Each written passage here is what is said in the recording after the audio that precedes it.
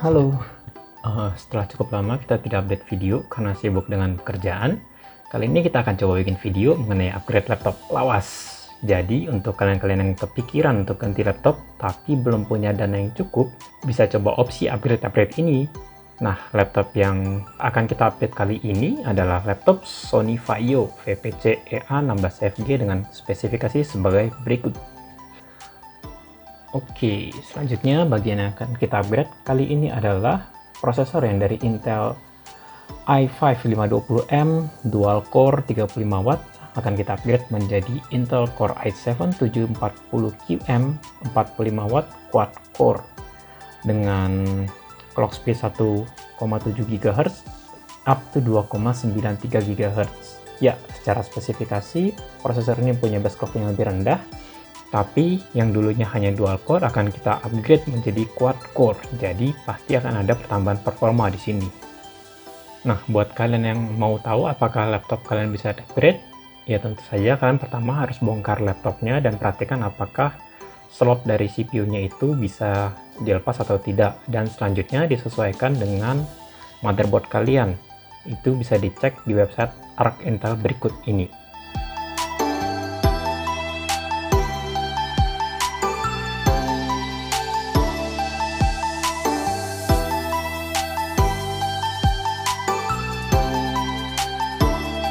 Oke, jadi setelah kita melihat bagaimana keadaan laptop ini, kita akan coba lakukan upgrade.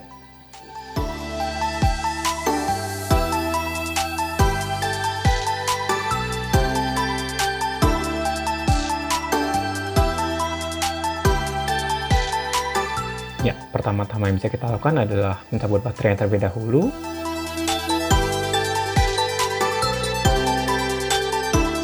Kemudian lepaskan RAM-nya. Ini sebenarnya tidak wajib, tapi lebih baik dilepaskan saja untuk berjaga-jaga ya. Selanjutnya, ya buka semua baut yang ada di belakangnya.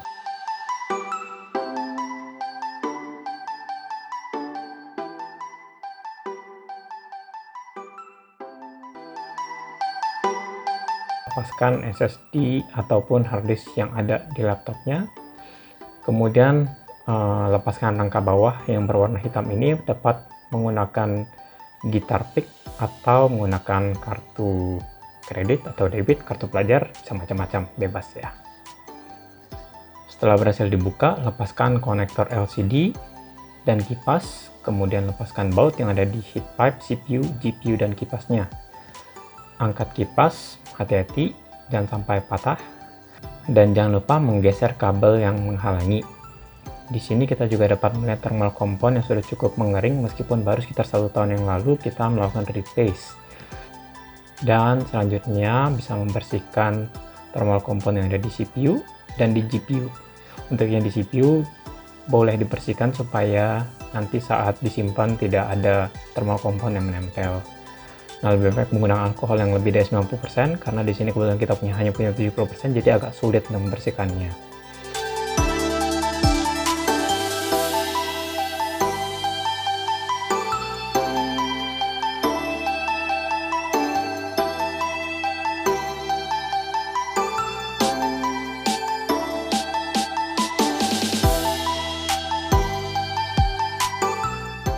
Oke, selanjutnya putar baut yang ada di CPU sampai ke posisi unlock, lalu angkat CPU.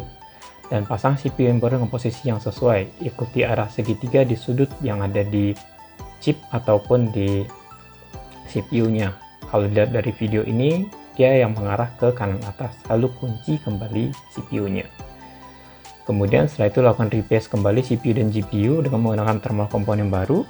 Usahakan menggunakan thermal compound yang bagus supaya hasilnya juga maksimal.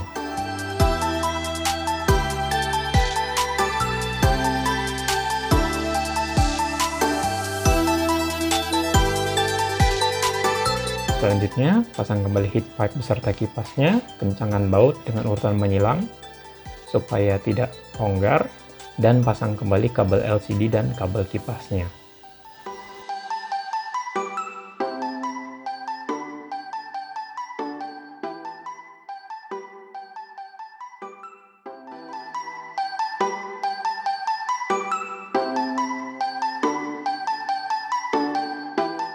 Tutup kembali rangka belakang bisa dibaut ke 4 sisinya saja supaya mempermudah untuk pengetesan jika ada terjadi kesalahan, jadi tidak perlu dibuka lagi semuanya. Nah, selanjutnya masukkan kembali hard disk dan RAM, masukkan baterai dan nyalakan kembali laptopnya. Setelah pemasangan berhasil dilakukan, temperatur idle yang ada di laptop ini kita lihat cukup tinggi di angka 50 derajat untuk suhu ruangan. Dan selanjutnya kita melakukan testing dengan Cinebench R15 mendapat angka yang cukup baik di angka 298 dibandingkan angka yang sebelumnya ya. Jadi di sini kita bisa lihat ada peningkatan performa yang cukup baik.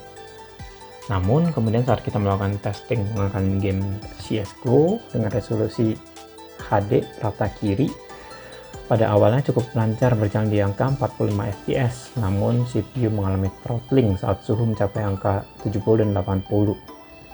Dengan catatan bahwa saat kita menggunakan Core i5, kita juga mengalami hal yang sama nih, dengan mendapatkan angka rata-rata di 35 fps dan tetap mengalami throttling juga. Jadi suspek kita sebenarnya ada di kipas laptop ini yang sudah tidak bekerja maksimal lagi, meskipun sebelumnya kipas laptop ini sudah pernah kita bersihkan.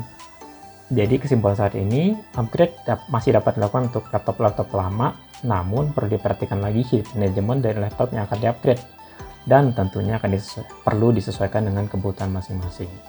Sekian dulu video dari kita kali ini, saya Geko, sampai jumpa di video-video berikut. Bye-bye.